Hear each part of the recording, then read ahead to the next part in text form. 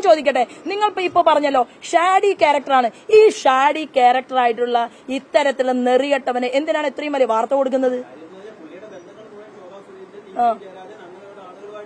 ആണ് ശോഭാ സുരേന്ദ്രന്റെ ബന്ധം എന്താണ്? അല്ല നോക്കൂ, ശോഭാ സുരേന്ദ്രൻ മാത്രമല്ലല്ലോ, തീർച്ചയായിട്ടും സംസാരിച്ചു.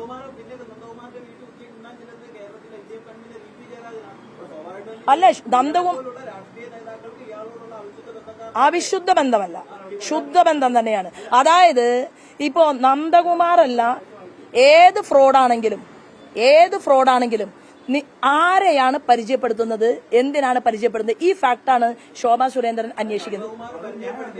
എന്താണ്? എങ്ങനെ?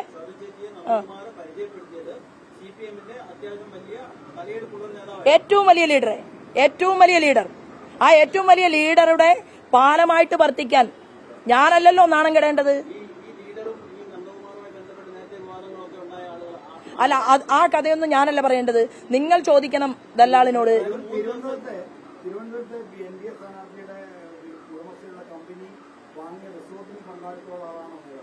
അല്ല, ഞാൻ പറഞ്ഞാലും നിങ്ങൾ 100 ചോദ്യം ചോദിച്ചാലും ഇത് പറയേണ്ടവൻ ദല്ലാളാണ്.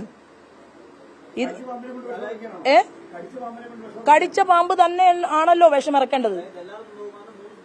എന്തായിരുന്നു അപ്പോൾ ചില നേതാക്കന്മാർ അബദ്ധവശാൽ ഇയാൾ വലിയ ആളാണ് എന്നൊക്കെ തെറ്റിദ്ധരിക്കും. ഇയാള് ലാവ്ലിൻ കേസ് പലവട്ടം മാറ്റിവെച്ചു എന്ന് പറഞ്ഞ് BJPക്കെതിരെ വാർത്ത വരുന്നുണ്ടല്ലോ.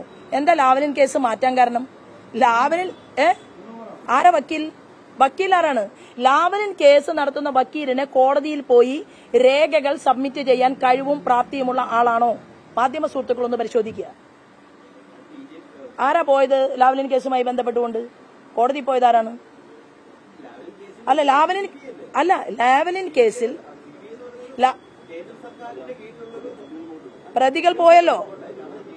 അല്ല,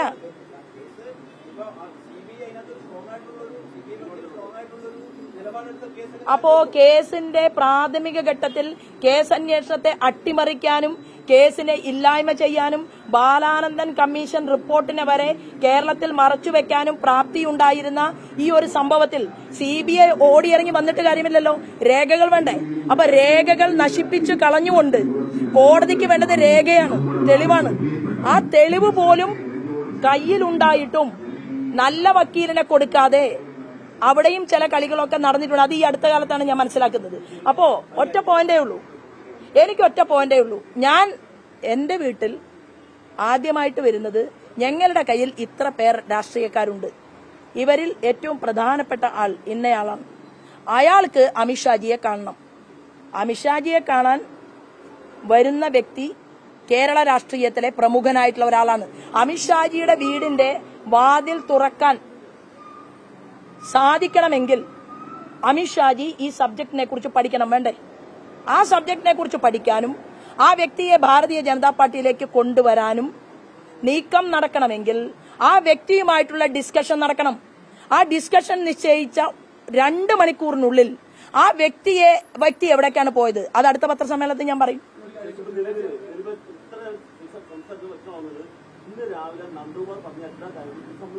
അല്ലല്ലോ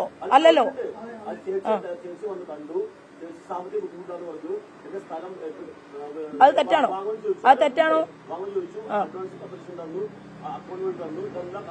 അല്ല, അപ്പോ ഒരു കാര്യം ഞാൻ ചോദിക്കട്ടെ.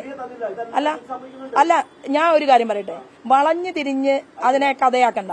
ഒരു വ്യക്തി ഒരു പൈസ കയ്യിലുള്ള ഒരു വ്യക്തിക്ക് എന്റെ ഒരു സ്ഥലം എനിക്ക് വിൽപ്പന നടത്താനുള്ള അവകാശമുണ്ട്. ഇനി നന്ദകുമാർ കോടതിയിൽ പോയാലും അവന് എന്റെ ഈ ഭൂമി മാത്രമേ കിട്ടൂ. ഞാൻ അവിടെ കേസ് പറഞ്ഞ് 10 ലക്ഷം കളയും. എന്നാലും നന്ദകുമാർ നിങ്ങൾ എന്താ ചോദിക്കാത്തത്?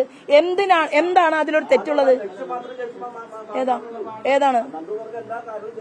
അതെന്തുകൊണ്ടാണ് 1 വർഷം കഴിഞ്ഞ് നന്ദകുമാറിന് പറയേണ്ടി വന്നത്? മാത്രം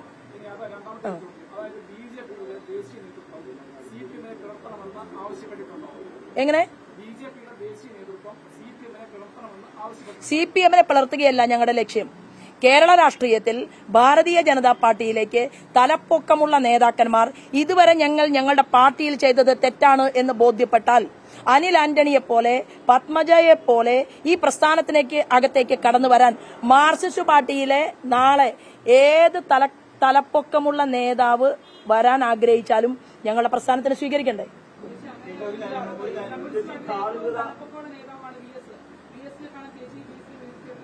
ഞാൻ പോയല്ലോ. ആ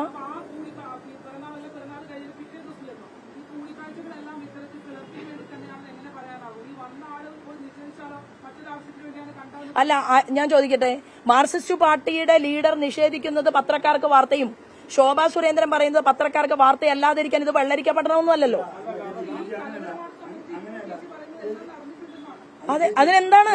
ഞാൻ ചോദിക്കട്ടെ, ശോഭാ സുരേന്ദ്രൻ ഒരു 10 സെന്റ് ഭൂമി സ്വന്തമായിട്ടുള്ളത് നാട്ടിൽ വിൽക്കാനുള്ള അവകാശമില്ലേ? എന്താ അതിന് കുഴപ്പം? എന്താണ്? അല്ല, ആരാ എന്ത് ആള് ഇഷ്ടം പോലെ ആളുകളുണ്ട്. അല്ല, ബസ് വിറ്റ് തരാൻ ഇപ്പൊ ഞാൻ പറയുന്നു, നിങ്ങളൊന്ന് വിറ്റ് തരുമോ? എന്താ? അല്ലല്ലോ. അപ്പൊ നാട്ടിൽ എല്ലാവരും ഭൂമി കച്ചവടക്കാരല്ല.